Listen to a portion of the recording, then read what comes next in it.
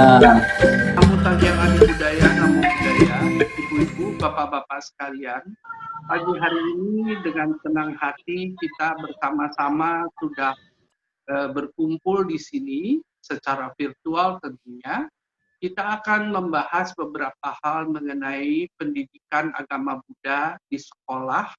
Jadi bukan di wihara, bukan di rumah, tetapi di sekolah sesuai dengan yang menjadi pengalaman keseharian ibu-ibu dan bapak-bapak sekalian.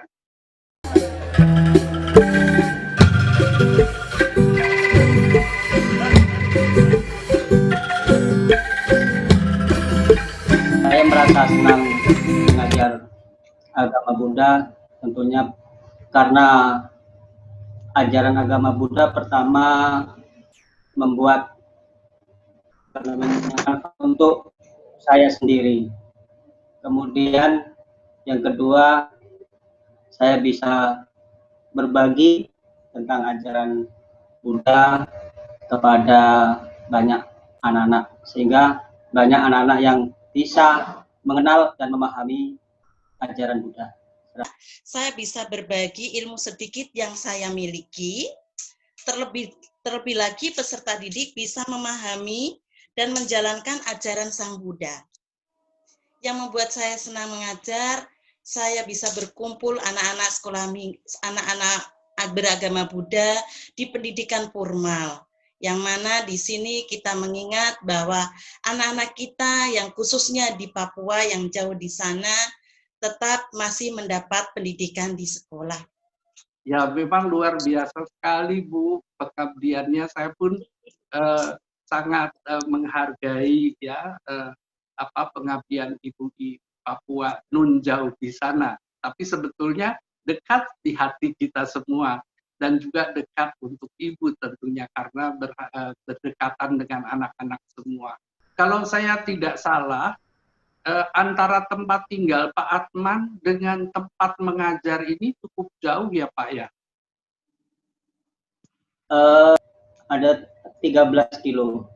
Sebenarnya ya kalau ke sana mungkin pas kendaraan macet di jalan atau hujan, pakai motor ya harus berhenti dulu, cari tempat berteduh, nah karena jauh kan.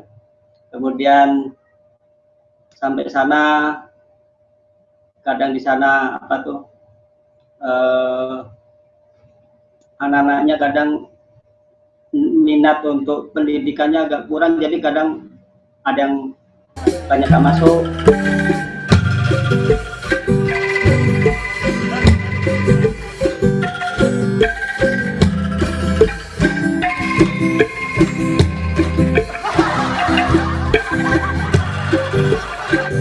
Nama saya Pak Widarto dari Pekanbaru, cuma aslinya ya dari Jawa, ya dari Jepara gitu. Saya di sini kebetulan mengajarnya memang dari berbagai tingkat ya, dari dulu SD juga pernah, SMK yang kebanyakan. Pengalaman yang saya dapatkan dari mengajar di sini adalah saya harus mendidik, ya tantangannya saya harus mendidik anak-anak, di mana ada terkadang yang dia di SD, mungkin SMP belum pernah belajar agama Buddha. Nah, di dalam satu tingkat itu cukup kolaborasi dan berbeda-beda. Jadi bagaimana saya harus menyampaikan materi yang sesungguhnya dia terkadang belum bisa terima. Contohnya yang sepele ya, nama Sekaragata misalnya. Ya, termasuk ada anak yang di perguruan tinggi, itu terkadang sampai nggak ngerti nama Sekaragatanya, nggak ngerti gitu. Nah, kalau kita nggak hati-hati, anak-anak itu bisa pindah. Kita sebagai guru agama Buddha, ya bagaimana kita bisa mengatasi itu, menuntun mereka pelan-pelan, mengajari mereka dengan pelan-pelan yang mungkin latar belakangnya belum pernah mengenal agama Buddha, harus dituntun mengenal agama Buddha secara dalam. Nah, itu yang saya dapatkan tantangannya yang luar biasa gitu. Tadi Aki tanyanya kan tentang pengalaman yang didapat dari anak-anak ya saat kami mengajar. Saya ingat satu yang saya ingat benar-benar itu kena banget ke dalam hati saya. Waktu ngajar di SMA tentang 3 ciri kehidupan, salah satunya kan anicca. Nah, kemudian kebetulan saya waktu itu semi rambut, terus anak-anak pas tahu saya berubah gitu ya, dari yang tadinya ubanan terus jadi semi rambut, anak itu langsung nyeletuk, katanya, "Bu, Ibu kan baru ngajarin 3 ciri kehidupan tentang anicca, tentang perubahan. Lalu kenapa Ibu mesti semi rambut?" katanya. Kan itu perubahan katanya, gitu ya. Ya benar, saya bilang, saya langsung jawab sama mereka, dan itu salah satu pelajaran yang saya terima, bahwa kalau kita mengajar, kita harus menerapkan dulu kepada diri kita. Baru 6 bulan mengajar, mari kita dengarkan kejutan apa yang beliau terima. Ini memang pengalaman saya pertama kali mengajar, jauh-jauh memang dari Temanggung, langsung ke Tanjung Balai. Ketika di sini itu kan kebanyakan, mohon maaf ya, dari etnis Tionghoa, yang notabene adalah masih mengedepankan tradisi. Ketika di SMP itu kan anak-anak sudah remaja, pemikiran-pemikiran anak SMP itu kan sudah mulai agak menunjukkan dewasa kan seperti itu. Anak-anak itu sering ribut, sering bergurau dengan kawan-kawan seperti itu. Saya tegur, saya kasih masukan 1-2 kali, kok anak-anak ini tidak menunjukkan rasa saya ini malu atau sikap peduli terhadap siapa yang di depan seperti itu. Nah, dari situ saya bertanya kepada guru-guru yang lebih senior yang mengajar di situ. Anak-anak kan biasa bandel di sekolah. Jadi pernah satu ketika itu anak-anak ini memang bandelnya minta ampun. Sampai di sekolah itu dicap lah, anak ini sudah tidak bisa ini diatur. Cuman ketika sedang pelajaran, pada waktu itu sedang membahas tentang karma, kalau nggak salah, ternyata anak yang sekian bandelnya itu ternyata nangis. Di kelas itu menangis dan mampu menceritakan semua permasalahannya itu. Di sekolah saya itu jumlah muridnya sedikit, tidak terlalu banyak. Jadi mungkin dengan menggunakan video-video ataupun gambar dan bercerita sih sebenarnya. Supaya pembelajaran itu lebih efektif, kita itu tidak mengajar monoton. Jadi ketika saya mengajar di SD, saya sesuaikan dengan situasi di SD. Sedangkan kalau di SMP, karena anak SMP kan untuk penasarannya lebih tinggi, jadi biasanya saya share dalam bentuk video ataupun gambar, ataupun mereka saya minta untuk menceritakan pengalaman mereka tentang ajaran Buddha seperti apa. Jadi kalau saya pribadi biasanya setelah berdoa itu biasanya saya membuka satu pertanyaan untuk anak-anak. Mungkin pertanyaan atau mereka mau bercerita dulu, boleh. Nah, setelah mereka bercerita, nanti ada tanya jawab dulu, ya, baru nanti masuk ke dalam materi. Nah, setelah masuk ke dalam materi, biasanya di materi itu ada mungkin kutipan dari Dhammapada, atau mungkin dari dari kutipan Sutta. Nah, itu biasanya saya membukakan, misalkan Dhammapada ayat berapa, saya bukakan Dhammapada, terus nanti kita mencoba untuk melihat ceritanya bagaimana. Terus nanti apa yang bisa kita simpulkan dari situ. Jadi melalui contoh-contoh yang kita berikan, melalui pendekatan kita itu, anak-anak itu juga bisa belajar sekaligus menceritakan apa permasalahannya, supaya mereka belajarnya ke depannya juga akan semakin baik. Nah, ini nanti ada contoh, jadi ada tanya jawab, mungkin juga ada boleh dari penjelasan video, cerita, dan lain-lain. Ketika saya masuk pertama kali, walaupun sudah ada pelajaran agama Buddha, itu Namaskara tidak tahu, Anjali tidak tahu, baca parita pun juga tidak tahu, mantra pun juga tidak tahu. Jadi memang dari nol. Kalau saya mungkin sering ajak-ajak anak itu mengenal Dhamma dengan cara bernyanyi, mengenal lagu-lagu Buddhis itu juga penting supaya dia tertarik gitu. Oh ya, ternyata di agama Buddha itu banyak lagu-lagu Buddhis juga yang menarik untuk mereka, dan bisa juga dibuat seperti kayak lomba dan lain sebagainya gitu. Nah, kebetulan memang kalau di yayasan saya di Pekanbaru memang mayoritas itu Buddha, dan muridnya kalau dari TK sampai SD, SMP, SMA, SMK itu memang ribuan ya. Kita harus memiliki semangat yang kuat supaya jangan sampai lepas. Terus yang paling penting adalah kita sebagai guru agama jangan sampai kita memberikan nilai kecil kepada mereka, walaupun dia tidak bisa, tapi jangan sampai dia dikasih nilai yang kecil. Di agama itu memang kita akan melihatnya ke sikap anak, bagaimana perubahan karakter anak yang sudah mau memahami dan mencintai agama Buddha itu luar biasa. Yang paling penting diajak mencintai dulu gitu, dengan cara yang happy dan menyenangkan untuk mereka. Pertama langkah saya adalah bagaimana anak itu mencintai saya dulu. Siswa itu bagaimana mencintai saya, senang pada saya. Kalau dia sudah senang sama saya, bahwa anak itu nanti akan mencintai saya dan akan menerima pelajaran yang diterima, yang saya ajarkan kepada siswa itu sendiri.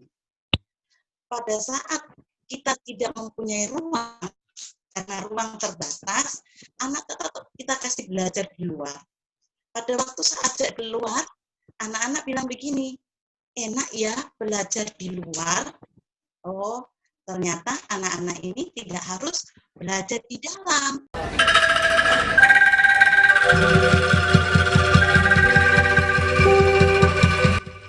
Untuk kurikulum yang baru, sebetulnya saya sih suka.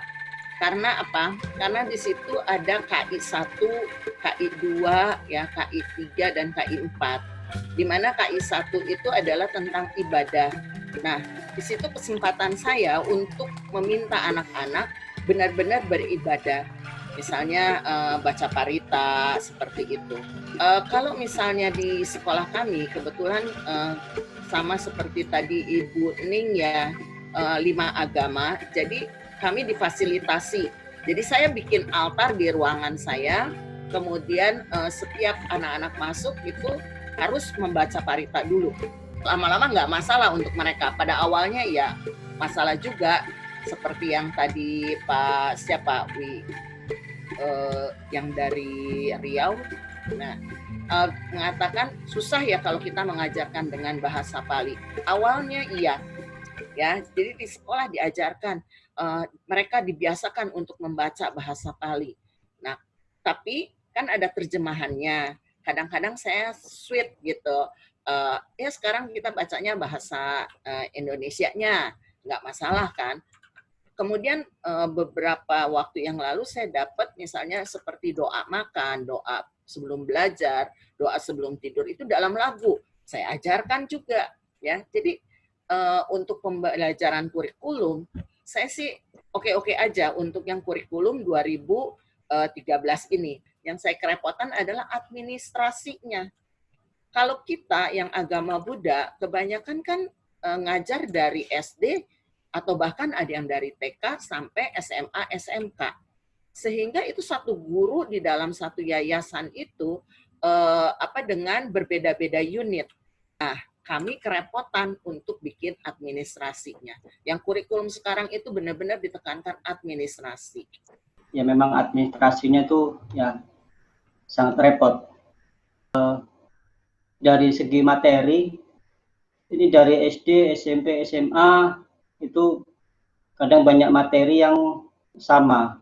Kadang-kadang ketika kita pembuatan soal, ini materinya kadang sama, bahkan nanti soal yang terbit SD lebih susah dari yang SMP, SMA. Jadi untuk materi ini mungkin perlu dipilah-pilah supaya ada perbedaan.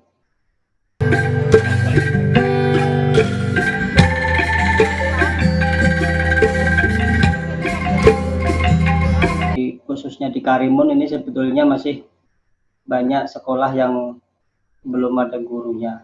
Cuma kalau setiap ada pengangkatan untuk PNS itu selalu tidak ada. Mungkin ini perlu untuk jadi masukan ke pemerintah bahwasanya memang guru agama Buddha masih sangat diperlukan. Yang khususnya yang PNS, karena untuk PNS kan banyak yang dikejar untuk jadi PNS. Tetap semangat, karena kita sebetulnya selain mengajar, kita juga berbuat kebajikan. Karena kita menyelamatkan bibit-bibit yang mencintai agama Buddha gitu. Ingat, ini adalah perbuatan kebajikan yang tak akan hilang, ya. Perbuatan ini akan terus kita timbun, dan semoga di kehidupan yang akan datang kita memiliki tingkat kebajikan yang luar biasa dan terlahir di alam bahagia, kan gitu harapan kita. Pemerintah terutama, kita punya orang tua ya di Dirjen, harapan kita memperhatikan guru-guru yang ada di daerah ini, memperjuangkan mereka. Misalnya lah dengan memberikan bantuan lah dari segi ekonomi mereka, itu juga sangat penting. Harapan-harapannya adalah dukungan dari orang tua juga. Bukan hanya kalau pemerintah mah, iyalah semua sudah bicara tadi.